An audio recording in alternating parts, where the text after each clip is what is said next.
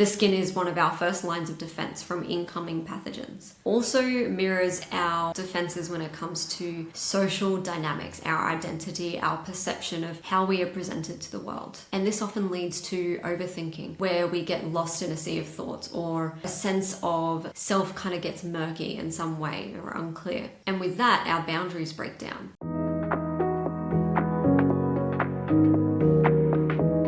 Your skin is the first boundary. Alongside the nervous system, it's where we first meet and sense the world around us. Welcome to Monday Movements. I'm going to take you through the psychosomatics of the integumentary system. In other words, the system of our skin, our largest organ.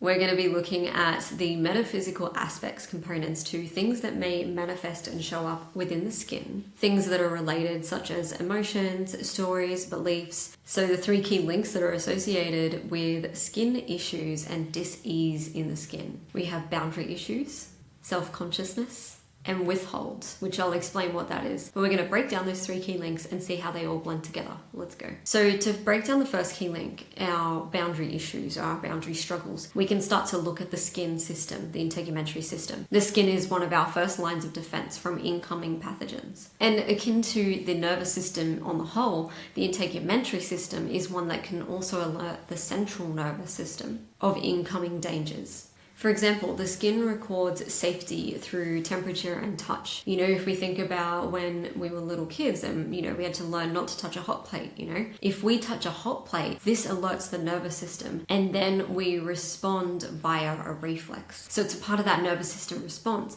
but it's thanks to the skin and the touch, the sense of touch and temperature, that we have that reflex response. So when we have issues of the skin, it can also reflect our stress levels and how that plays a role in heightened senses. When we're stressed, our nervous system is in fight or flight, freeze or fawn. It's in that heightened sensory state. So when we have issues with the skin, especially when it comes to temperature and touch, this can be correlated with our stress levels and the heightened senses that we have around us. And this system, being our largest defense system, as in our largest organ, also mirrors our defenses when it comes to social dynamics, our identity, our perception of how we are presented to the world. And this often leads to overthinking, where we get lost in a sea of thoughts or forget our sense of being self. We get lost in the crowd when it comes to social dynamics. Blending our energy with that of others, or a sense of self kind of gets murky in some way or unclear.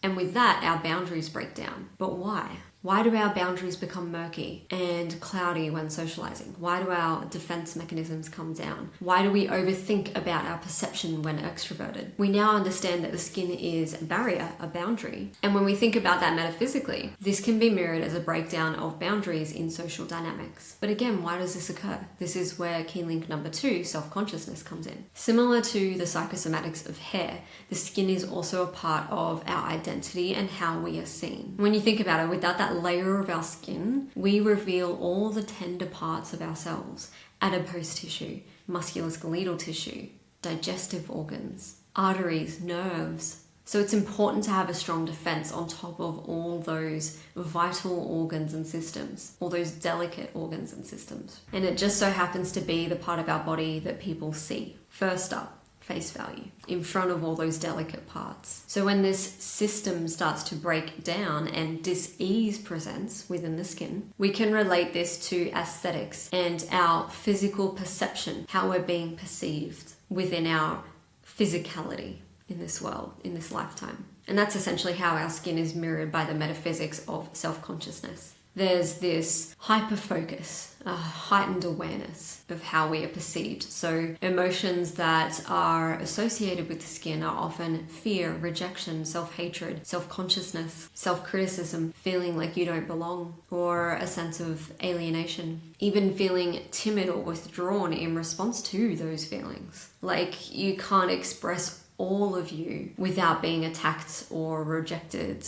Again, it's that fear of rejection. Which then brings me to the last key link, withholds, which I said I'll explain. Withholds, if you're not familiar with it, it means withholding certain expressions. If we have a fear of being seen in some way, a fear of rejection or self-consciousness, for example, then we do filter ourselves from the outside world somewhat. Whether we intentionally mean to with conscious awareness or not, we filter ourselves. And along with that comes the withholds. That's essentially what a withhold is. Withholding parts of us that we're too scared to express. And it sits there instead, festering under the skin. All these sensations and feelings, wanting, begging to be expressed as a part of our identity, our soul expression, but just sit there laying dormant, being suppressed, shamed, bogged down. An example of how this can physically present in the skin is breakouts, rashes, itchiness. They're all inflammation and toxins attempting to exit the skin. And this can mirror withholds that we store under the skin. The buildup becomes too much, and then the skin begins to break down through some form of dis-ease. Another example is dryness and flaking. It can mirror undernourishment or under-receiving. Struggling to receive, struggling to ask for support and help out of the fear of appearing, again, it comes to that self-consciousness, out of the fear of appearing weak or being perceived as broken or not worthy. You perceive yourself as broken or not worthy, so why would I accept this?